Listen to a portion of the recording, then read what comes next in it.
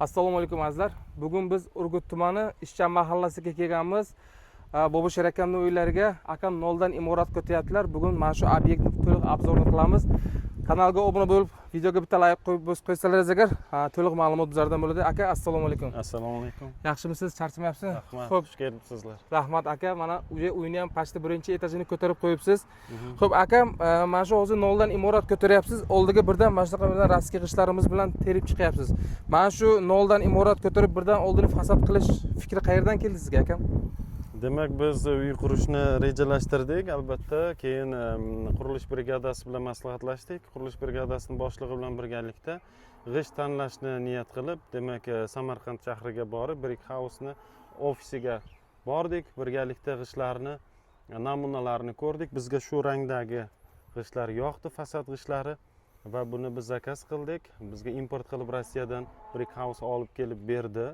Va biz o'sha brigada boshlig'ining tavsiyasiga ko'ra birinchi navbatda demak o'sha fasad g'ishtlarini va albatta o'sha Brick House'da olingan oq smes bilan birgalikda terdik. Derazalarning atrofini demak oq g'ishtlar bilan, eshik derazalari atrofini hamda ichini demak chorniy g'ishtni o'sha o'zimizning pishiq g'ishtlar bilan teryapmiz. Endi bahoni sizlar berasizlar. Nasib bo'lsa, aka juda ham chiroyli chiqyapti. Havas qildim. Qarang, azizlar, bu yerga chorni kladka bo'lyapti. Oldiga fasad, o'rtasiga esa mana shunaqa bazaltlar qo'yilib chiqyapti. Bu issiq sovuqni ham ertaga doполнительно ushlaydi. Hozir ichkarida kirib, ichkaridan ham yana bir sizlarga obzorlarni ko'rsataman. Aka, bizlarni tanlaganingiz uchun rahmat. Bitta ob'yomni ichkaridan simokasini ham qilamiz. Rozi bo'lsangiz. Albatta. Xo'p, keling.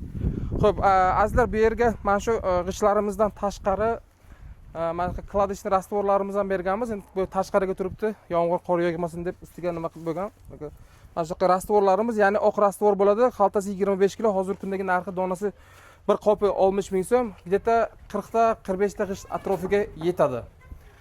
Xo'p, bu tomonlar hali keyinchalik buziladi. Yana bu tomon bo'lgandan keyin eski imoratlar mana bu ichkaridan ko'rib chiqamiz. Xo'p, g'ishtimizni narxi keladigan bo'lsak, azizlar, bular zakaz berganlariga 2 hafta davomida bizlar g'ishtlarni olib kelib berdik. Buni bitta furasini bu yoqqa tushirdik, qolganini o'zimizga skladga mabodo yetmay qolsa agar bemalol borib skladdan ham olsalar bo'ladi. Negaki bizlar masalan bitta obyektimizga 1,5 mashina ketadigan bo'lsa, biz 1,5 mashina olib kelmaymiz. Bizlar zapasi bilan olib kelamiz, 2 mashina, 3 mashina olib kelamiz. Qolgani o'zimizga skladga turadi. Bizlar masalan bu odamga yetmay qolsa, bemalol Rossiyadan kutmaydi-yu, mana shu skladdan 1 padon, 2 padon yetmay qolganda sirazu borib ishlarni hal qilsalar bo'ladi. Undan tashqari mana shunaqa g'isht terish uchun boya aytganimdek rastvorlarimiz, g'ishtimizni hozirgi kundagi narxi donasi 15 ming atrofiga kirib keladi. Bu endi mana bu hozir iyul oylarining narxlari bo'lyapti. Endi yo'lkir ozgina o'ynab turadi. Rossiyaga bu chetdan keladigan narsa. O'shaning hisobiga g'isht ozgina arzon, ozgina qimmat bo'lishi mumkin. Bu sredniy narxi. Undan tashqari mana bu oq g'ishtlar eshik derazalar atrofiga bo'lgan hozirgi kundagi narxi donasi bu g'ishtlarimizni 4 ming so'm, rastvorimiz esa 60 ming so'm. Xo'p, undan tashqari mana bu tomonda o'zi ichkaridan ko'rsatamiz. G'ishtlar qanday terilyapti? Yo, bismillah. Yordam beraymi? Xo'p, qarang, azizlar, bu yerga mana shunaqa chorni kladka g'ishtlarimiz, ichi to'la g'ishtlardan terilyapti rastvor bilan va oldiga esa mana bu oldidan ko'rsating, oldiga esa birdan fasadni g'isht qo'yilib chiqyapti. Orasiga esa polni bazalt bilan bazalt qo'yilib chiqqan. Ustoba, mana shu g'isht bilan boyagi nima qanday svyazka bo'lyapti? Har necha qatorga svyazka beryapsizlar? 2 qator, 3 qatorga setka tashab ketyapsizlar, menimcha. Setka tashab, anaqa svyazka berib ketyaptilar. Endi bu yer polni anaqa orqa tomoni chorni kladka ko'tarib bo'lgandan keyin regl nimalari, kolonnalar bo'ladi va ustiga keyin menimcha plita bossalar kerak, yo plita yo bolol bo'ladi. 2 etaj bo'lmaydi-ya, bu 1 etaj bo'ladi-ya. 1 etajli. 1 etaj bo'ladi, keyin plitalarni nima qilib, akam tomini yopib yuboradilar. Xo'p, azizlar, mana shunaqa chorni kladka bilan birdan noldan imorat ko'tarmoqchi bo'lsangiz, mana shu oldiga birdan fasad g'ishtini qo'yib chiqsangiz agar, mana fasad g'ishtlarimiz o'z bitta razmerlari bilan tushuntiraman. Bu 07 NF hisoblanadi. Bu g'ishtimiz balandligi 65 sm, uzunligi 25, eni 8,5 bo'ladi. 1 kvadratga bu g'ishtimizdan 52 tadan 54 tagacha ketadi. Oq g'ishtimiz ham shunaqa, faqat eni 12 lik bo'ladi. U ham kvadratiga xuddi shuncha ketadi.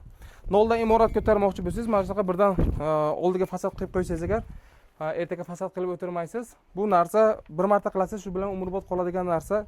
Chunki bu rossiya g'ishtlarimizda garantiyasi 50 yildan yuqori. Rangi ham, sifati ham umuman qor, yomg'ir, issiq, sovuqqa umuman o'zgarmaydi.